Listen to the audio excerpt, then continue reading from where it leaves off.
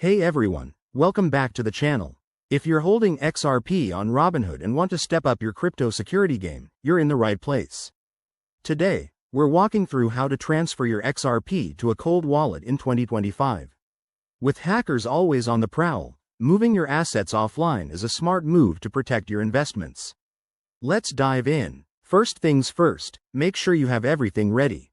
You'll need a Robinhood account with XRP in it, and a cold wallet like a Ledger or Trezor device set up and ready to go. If you haven't set up your cold wallet yet, pause this video and do that now. It's as easy as downloading the app and following the instructions. Step 1. Open your cold wallet app and generate a new receiving address for XRP. This is a unique string of letters and numbers where your XRP will land.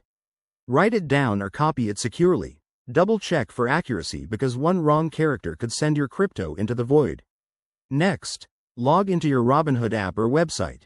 Head over to your portfolio, find your XRP holdings, and look for the Withdraw or Transfer Out option. Robinhood might ask for some verification here, like a two-factor authentication code, so have that handy.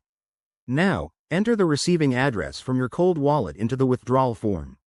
Specify the amount of XRP you want to transfer. Remember, there might be network fees, so check those first. Review everything carefully, then hit confirm.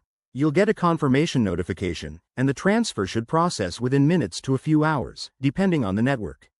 Once it's done, verify the transaction on a blockchain explorer like XRP Scan.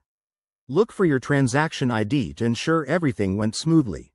And here's a pro tip. Always start with a small test transfer to make sure your address is correct before sending larger amounts.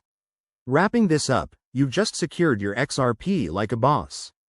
Remember, cold wallets are your best defense against online threats, so make this a habit for all your crypto. If you found this helpful, give it a like and subscribe for more tips. Thanks for watching, and stay safe out there. See you in the next video.